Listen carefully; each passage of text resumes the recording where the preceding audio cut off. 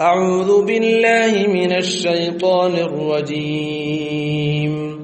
ومن الناس من يشتري لهو الحديث ليضل عن سبيل الله بغير علم ويتخذها هزوا أولئك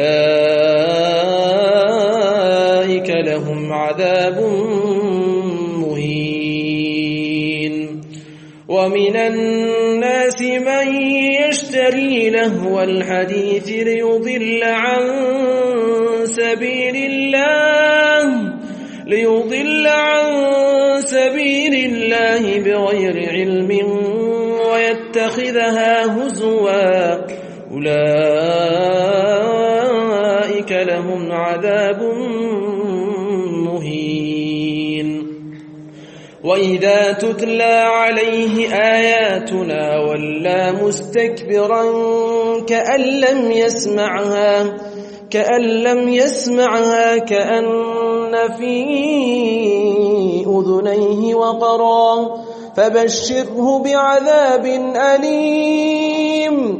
إن الذين آمنوا وعملوا الصالحات لهم جنات النعيم